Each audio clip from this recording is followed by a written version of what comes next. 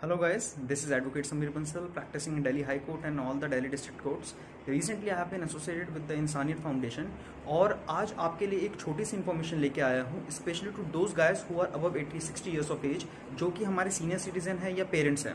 कई बार ऐसा देखने को मिलता है कि कुछ बच्चे सीनियर सिटीजन्स को या फिर अपने माँ बाप को उनके ही घर से निकाल देते हैं या ज़बरदस्ती उनको बहला फुसला के अपने नाम पे प्रॉपर्टी करवा लेते हैं और फिर उनको बाहर निकाल देते हैं। या कई केसेस में ऐसा भी देखा जाता है कि वो उनको भरण पोषण के लिए मेंटेनेंस कुछ नहीं देते और उनके साथ बहुत ही बदसलूकी से उनके साथ पेश आते हैं।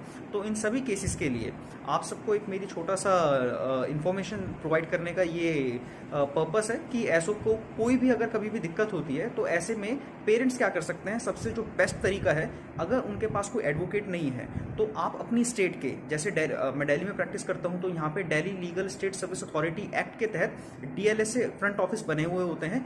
हर कोर्ट में, दिल्ली में जितने भी कोर्ट हैं, स्टार्टिंग के ही लेफ्ट पोर्शन में आपका डीएलएसए का ऑफिस होता है, फ्रंट ऑफिस। वहाँ पे जाइए, अपना आवेदन डालिए और आपको वहाँ से एडवोकेट प्रोवाइड हो जाएंगे।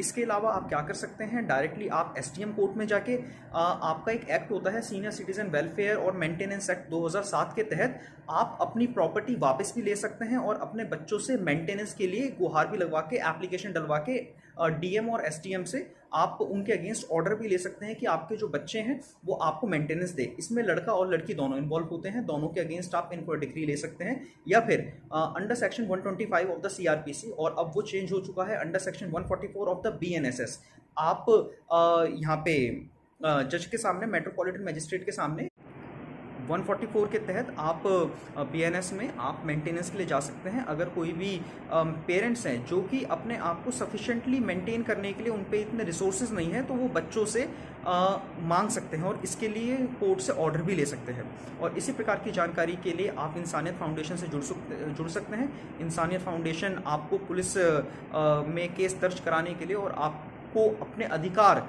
से आप वंचित ना रहे उसके लिए तत्पर कोशिश करता रहता है। और किसी भी प्रकार की अगर आपको दिक्कत हो तो आप इंसानियत फाउंडेशन से जुड़ सकते हैं। Thank you and have a nice day.